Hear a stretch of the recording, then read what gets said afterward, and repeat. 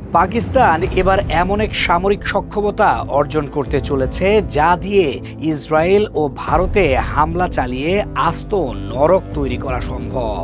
প্রথমবারের মতো পাকিস্তান এমন একটি ক্ষেপণাস্ত্র পরীক্ষার দ্বারপ্রান্তে, যা কেবল চিরপ্রতিদ্বন্দ্বী ভারতের জন্যই মাথা ব্যথার কারণ হয়নি, বরং হাজার হাজার কিলোমিটার দূরে অবস্থিত ইসরায়েলের মনেও ভীতি সঞ্চার করেছে। পাকিস্তান একটি নতুন পারমাণবিক আন্তঃমহাদেশীয় ব্যালিস্টিক ক্ষেপণাস্ত্র বা আইসিবিএম তৈরি করেছে, যার পরীক্ষা অচিরেই সম্পন্ন হবে।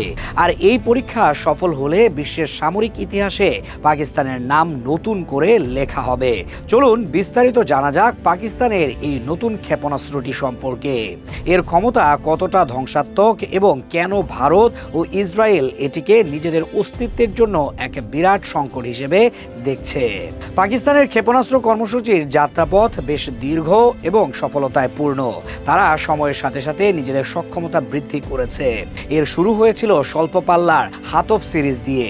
এরপর তারা তৈরি করে ঘাউরি এবং গজনভি এর মতো মাঝারি পাল্লার ক্ষেপণাস্ত্র, যা ভারতের একাধিক গুরুত্বপূর্ণ শহরকে নিশানা করতে সক্ষম ছিল।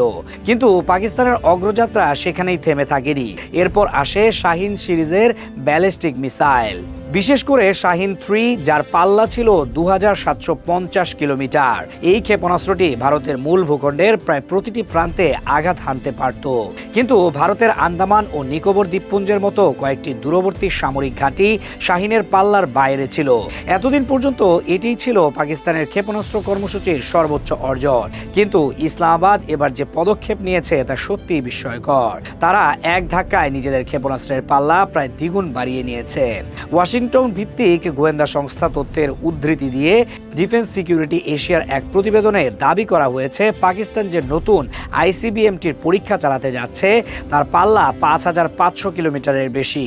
অর্থাৎ এটি এখন আর কোনো আঞ্চলিক ক্ষেপণাস্ত্র নয়, এটি একটি বিশ্বমানের বিধ্বংসী অস্ত্র।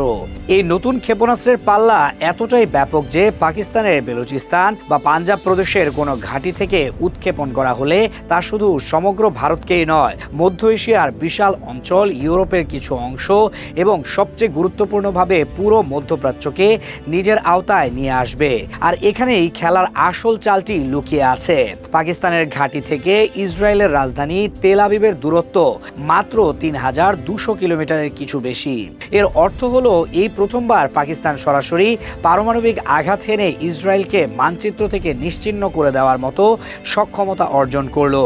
পাকিস্তানের সেনাপ্রধান জেনারেল আসিম মুনিরের নেতৃত্বে নেওয়া এই সিদ্ধান্ত প্রমাণ করে যে পাকিস্তান আর শুধু দক্ষিণ এশিয়ার আঞ্চলিক শক্তি হিসেবে পরিচিত হতে চায় না, তারা মধ্যপ্রাচ্যের রাজনীতি এবং নিরাপত্তার ক্ষেত্রেও একটি প্রভাবশালী শক্তি হিসেবে আবির্ভূত হতে চায়। যে ইসরায়েল এতদিন ধরে মুসলিম বিশ্বের জন্য হুমকি হিসেবে বিবেচিত হয়ে আসছিল, সেই ইসরায়েল আজ প্রথমবারের মতো পাকিস্তানের পারমাণবিক অস্ত্রের প্রত্যক্ষ নিশানায় চলে এসেছে। স্বাভাবিকভাবেই প্রশ্ন ওঠে, ইসরায়েলের কাছে তো আয়রন ডোম, ডেভিডস স্লিং বা অ্যারো 3 এর মতো সর্বাধুনিক মিসাইল ডিফেন্স সিস্টেম রয়েছে। তাহলে তারা কি পাকিস্তানের এই হামলা প্রতিরোধ করতে পারবে না? উত্তরটি হলো সম্ভবত না। ইসরায়েলের আয়রন ডোম এবং ডেভিডস স্লিং সিস্টেম মূলত স্বল্প ও মাঝারি পাল্লার রকেট বা মিসাইল প্রতিরোধের জন্য ডিজাইন করা হয়েছে, যা হামাস বা হিজবুল্লাহর মতো গোষ্ঠীগুলো ব্যবহার করে।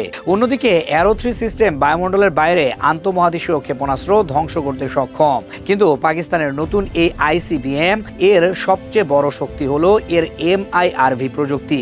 MIRV এর পূর্ণরূপ হলো মাল্টিপল ইন্ডিপেন্ডেন্টলি টার্গেটেবল রিন্ট্রাই ভেহিকল। সহজ কথায়, একটি মাত্র ক্ষেপণাস্ত্র একসঙ্গে একাধিক পারমাণবিক বোমা বহন করতে পারে এবং সেগুলো ভিন্ন ভিন্ন লক্ষ্যবস্তুতে আঘাত হানতে পারে। যখন একটি মূল ক্ষেপণাস্ত্র থেকে 4 থেকে 5টি পারমাণবিক ওয়ারহেড আলাদা হয়ে তীব্র গতিতে ছুটে আসবে, তখন ইসরায়েলের অ্যারো 3 সিস্টেমের পক্ষে সবকটিকেই একসঙ্গে ঠেকানো কার্যত অসম্ভব হয়ে পড়বে। সামরিক বিশ্লেষকরাও স্বীকার করছেন যে পাকিস্তানের এই MIRV প্রযুক্তিযুক্ত আইসিবিএমকে প্রতিহত করার মতো প্রযুক্তি বর্তমানে ইসরায়েলের হাতে নেই। পাকিস্তানের এই অভাবনীয় সামরিক অগ্রগতির পেছনে রয়েছে মধ্যপ্রাচ্যের দ্রুত পরিবর্তনশীল ভূ রাজনৈতিক পরিস্থিতি।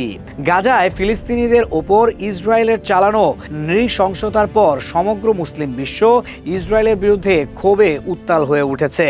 এমনকি যেসব আরব রাষ্ট্র ইসরায়েলের সঙ্গে সম্পর্ক স্বাভাবিক করার চেষ্টা করছিল তারাও এখন সেই পথ থেকে সরে আসছে। এর সবচেয়ে বড় দৃষ্টান্ত সৌদি আরব, যারা ইসরায়েলের সঙ্গে সম্পর্ক স্বাভাবিকীকরণের আলোচনা বাতিল করে দিয়েছে। আর এই পরিস্থিতিকে পাকিস্তান দারুণভাবে কাজে লাগিয়েছে। গত সেপ্টেম্বরে পাকিস্তান ও সৌদি আরব এক ঐতিহাসিক পারস্পরিক প্রতিরক্ষা চুক্তি স্বাক্ষর করেছে।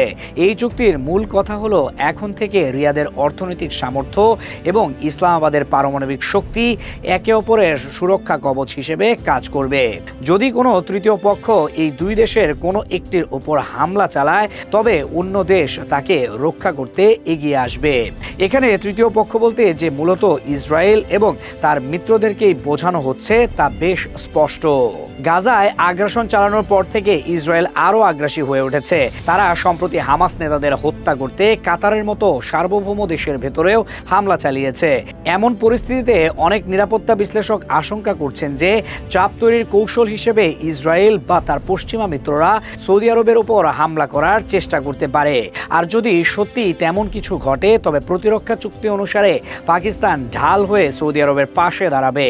ইসলামাবাদ কেবল কূটনৈতিকভাবে সমর্থনই জানাবে না, প্রয়োজনে নিজেদের পারমাণবিক অস্ত্র ব্যবহার করতে পারে। পাকিস্তানের নতুন এই আইসিবিএম এই বার্তায় বহন করছে। পাকিস্তান পরিষ্কার করে দিচ্ছে যে মুসলিম বিশ্বের ওপর যে কোনো আঘাতের পাল্টা জবাব দিতে তারা প্রস্তুত। প্রয়োজনে হাজার হাজার কিলোমিটার দূরে থাকা ইসরায়েলের সুরক্ষিত দুর্গ হিসেবে পরিচিত তেল আবিব বা হাইফার মতো শহরগুলোতেও পারমাণবিক হামলা চালিয়ে সেগুলোকে ধ্বংসস্তূপে পরিণত করার সক্ষমতা এখন পাকিস্তানের করায়ত্তে। পাকিস্তানের এই উত্থান ভারতের জন্য একটি বড় উদ্বেগের কারণ হয়ে দাঁড়িয়েছে। এতদিন পর্যন্ত ভারতের সামরিক পরিকল্পনাকারীরা পাকিস্তানের 2750 কিলোমিটার পাল্লার শাহিন-3 ক্ষেপণাস্ত্রকে মাথায় রেখে তাদের প্রতিরক্ষা কৌশল সাজিয়েছিল। কিন্তু 5500 কিলোমিটার পাল্লার একটি আইসিবিএম পুরো সমীকরণকেই বদলে দিয়েছে। এখন ভারতের এমন কোনো সামরিক বা বেসামরিক স্থাপনা নেই যা পাকিস্তানের পারমাণবিক অস্ত্রের আওতার বাইরে রয়েছে। এই ক্ষেপণাস্ত্রের মাধ্যমে পাকিস্তান ভারতের তথাকথিত সেকেন্ড স্ট্রাইক ক্ষমতাকেও অকার্যকর করার দিকে আরও এক ধাপ এগিয়ে গেল। অর্থাৎ ভারত যদি কখনো পাকিস্তানের উপর প্রথম পারমাণবিক হামলা চালানোর দুঃসাহস দেখায় তবে পাকিস্তান প্রত্যুত্তরে এমন বিধ্বংসী হামলা চালাতে পারবে যা ভারতের অস্তিত্বকেই সংকটে ফেলে দিতে পারে। ভারতের দুশ্চিন্তার কারণ শুধু ক্ষেপণাস্ত্রের পাল্লা নয়, এর MIRV প্রযুক্তিও। একটি মাত্র ক্ষেপণাস্ত্র দিয়ে ভারতের দিল্লি, মুম্বাই বা কলকাতার মতো প্রধান শহরগুলিতে একই সাথে আঘাত এনে ধ্বংসযজ্ঞ চালানোর ক্ষমতা রাখে পাকিস্তানের এই নতুন অস্ত্র। তাই পাকিস্তানের এই আন্তঃমহাদেশীয় ব্যালিস্টিক ক্ষেপণাস্ত্রের পরীক্ষা কেবল একটি সামরিক মহড়া নয়, এটি আন্তর্জাতিক রাজনীতিতে পাকিস্তানের নব্য উত্থানের এক বলিষ্ঠ ঘোষণা। এই পদক্ষেপের মাধ্যমে পাকিস্তান একদিকে তার চিরশত্রু ভারত এবং মুসলিম বিশ্বের প্রধান শত্রু ইসরায়েলকে একটি কঠোর বার্তা দিল, তেমনি অন্যদিকে সৌদি আরবের সঙ্গে জোটবদ্ধ হয়ে মধ্যপ্রাচ্যের ক্ষমতার কেন্দ্রে নিজেকে প্রতিষ্ঠিত করার পথে এগোলো।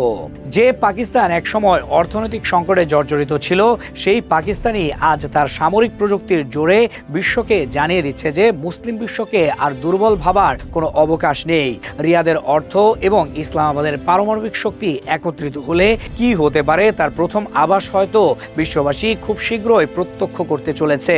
পাকিস্তানের এই পারমাণবিক ঘোষণায় ভারত ও ইসরায়েলের কপালে যে গভীর চিন্তার ভাঁজ পড়েছে তাতে কোনো সন্দেহ নেই। এখন অপেক্ষা শুধু এটাই দেখার যে পাকিস্তান কবে আনুষ্ঠানিকভাবে এই ক্ষেপণাস্ত্রের পরীক্ষা চালায় এবং তার প্রতিক্রিয়ায় এই দুই দেশ কী ধরনের পদক্ষেপ নেয়।